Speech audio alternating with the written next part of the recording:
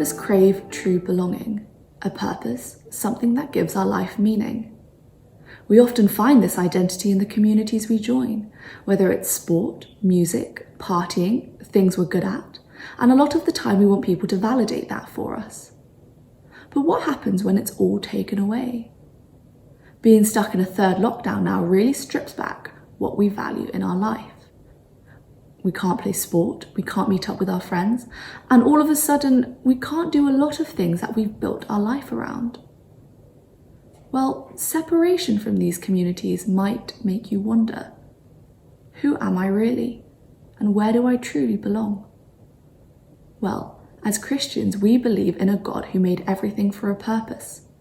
If there really is a God, then surely it's only in his community where we can find true fulfillment, satisfaction, and belonging. Well, let's listen to Graham now as he speaks to us about this community and shows us how we might be able to find it. Our theme this evening is that Jesus offers amazing community.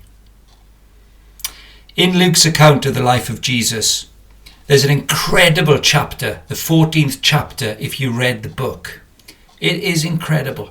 Let me start it for you. You'll get a feel of it. This is how it starts. Verse 1 of the chapter. One Sabbath, when Jesus went to eat in the house of a prominent Pharisee, what a line this is, he was being carefully watched. Here's the setting. Jesus is invited to dinner at the house of the top drawer religious authorities, some of them, called the Pharisees. And all we're told by the author of this book, Luke, who gleaned his material from eyewitnesses who were there, they were watching Jesus. We haven't got time to go through this whole chapter of the book today, but if you get to read it and you look at verses 2 through to 14, you'll see 3 separate occasions when Jesus stirs it up, causes an awkward discussion, tells a tricky story. All of the 3 stories are really having a dig at the religious authorities. Oh my word, it would have been tense. Unbelievably tense. By the way, don't think of Jesus as weak and soft. When you read stories like these, you see he is so firm when he knows something's right. He goes for it. At the end of those 3 little interactions that Luke records for us, there's a story that I'm going to focus on today. And it is a focus about authentic community, amazing community, and how you and I can belong to Jesus' community. And you may say, steady on. Oh, stay with me. Come on, think about it with me. Could you belong to the community of Jesus Christ? Because that's what the church is. Jesus' people. If you're at all interested, stick with this story because he shows how it works. And I think you'll have a surprise. Here it goes. Somebody can't bear it.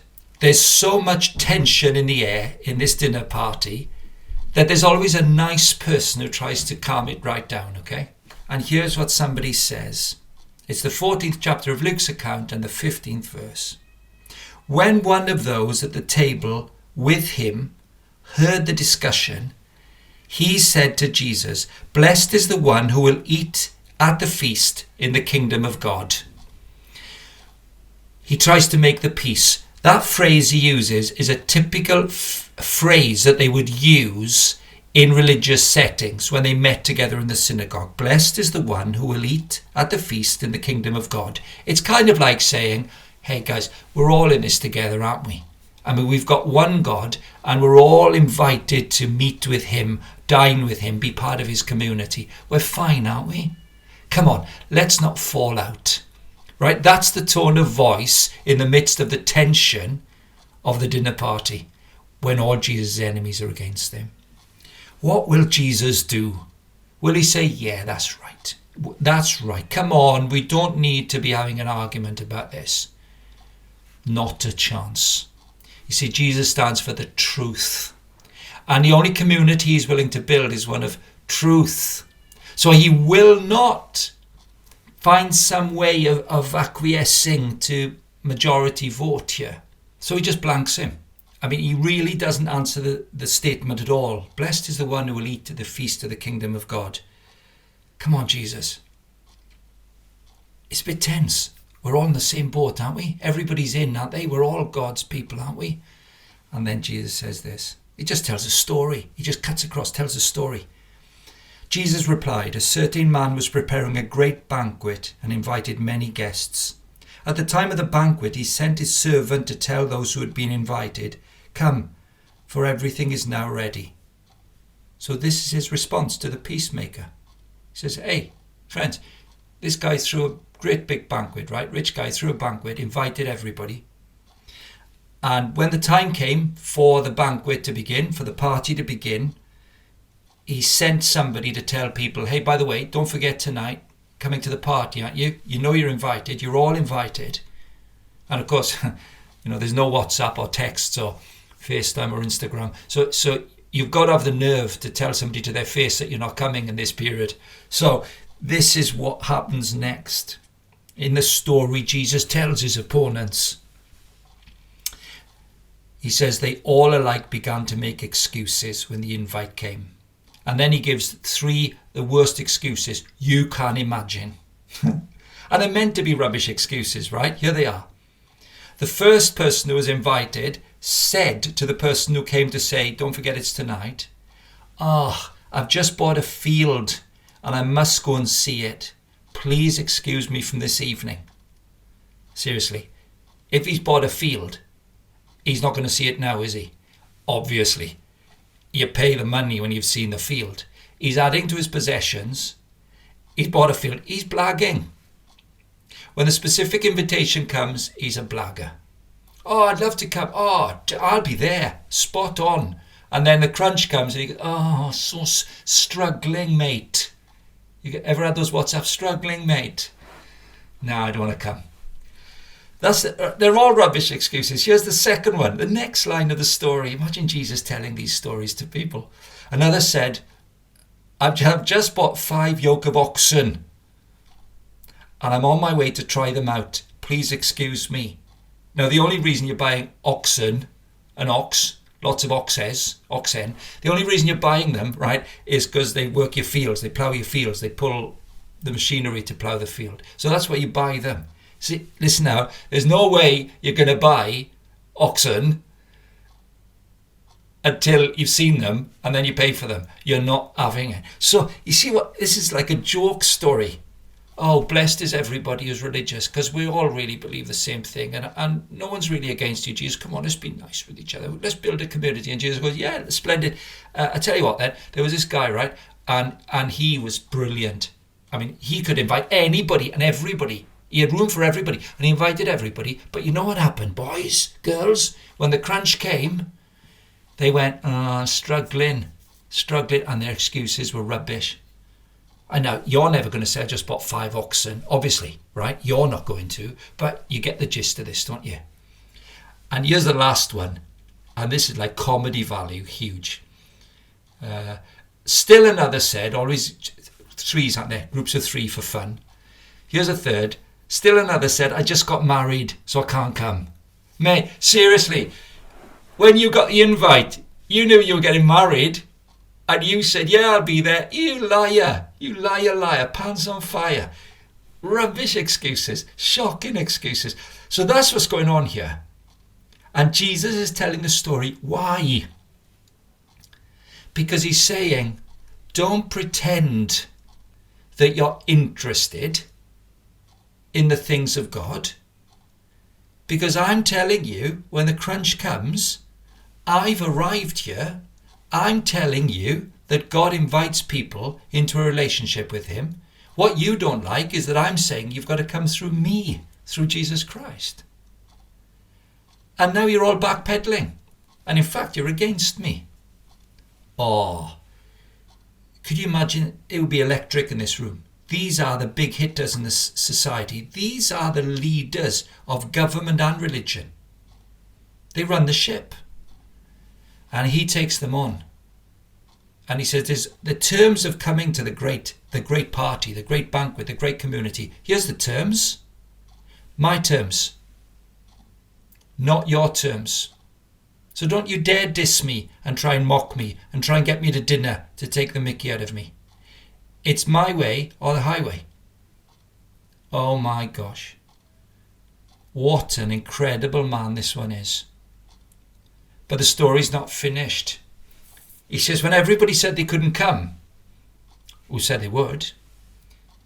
It says this, the servant came back and reported to his master, i.e. they've all blanked you. Then the owner of the house became angry. Note that word, angry, and ordered his servant, go out quickly into the streets and alleys of the town and bring in the poor, the crippled, the blind, and the lame. Now let's get this clear. In this culture, obviously, no social security. And if you couldn't work, you had to beg. If your family didn't provide for you, you had to beg. But you were allowed to live within the city limits, if you like, within the town walls, and beg. You could beg on the streets. So you're allowed to do that. So Jesus says, right, the people who think they have the right to go to any party they choose, fine. They're refusing mine. Go and tell people who'd never be invited to a really nice party. Go and tell them. Go and get them. Tell them to come. They'd never be invited to this dinner party I'm in now, would they? So let's get them, shall we? The people who are hungry to come, want to come, could do with food in their bellies, actually aren't full of arrogance, don't think they're big time, don't need to wind their necks in. Go and call them. So the guy goes. And he comes back and he says, what you ordered has been done. But there's still room. Yeah, I've invited plenty and there's a number coming, but there's still space. So we could ask more people. I don't know what you think, boss. And the master says to the servant, go out to the roads and country lanes and compel them to come in, so my house will be full. Now, listen closely to this. If you had some kind of skin disease that was infectious, COVID would have worked nicely, though it's not a skin disease. I mean, there were lepers, for example, and it would rot your body and you would die. If you had anything like leprosy, you couldn't come into town, obviously. You had to live outside the city walls. You couldn't see anyone. You had to live on your own or with other lepers. Jesus tells this story to the big cheeses of society who look down their noses at him and think that it's his job to fit their terms, not the other way around. He says, well, here's the best story ever. The guy who threw the party went to get lepers and said, come to my house. Well, he didn't touch a leper. No one touched a leper. It made you dirty and it made you sick. Jesus said, I want anybody to come. Get the lepers in. Get the cast outs. Get the people who nobody would ever touch with a barge pole to come to the party. And you had to compel them to come in, it says. Because, of course, if you went to invite a leper to a really nice party in town, he or she would say, no, not a chance. I'll get arrested straight away. What are you doing? Say, no. The boss of town wants you to come. They can't believe it. But that's the point of the story. Now, here's a question. We're almost done with the story, right? Here's the question for you and me. Where are you in this story? What none of us would like to think is, well, I'm not a leper, mate. And none of us want to think with a big-time Charlie who looks down their nose at God and Jesus and says, yeah, listen, fit in with my life, no problem, but I'm not moving for you. Pretty happy to chat about you, go to hear a talk about you. Fine, but you fit into my life, God stuff. The Bible sees us all like that. And funnily enough, it sees us all like the leper living outside the city wall, or the person with nothing to offer living in the streets. It actually sees us as both. In fact, it sees the only human being who ever lived as the right kind of human being, as the Jesus who tells this story.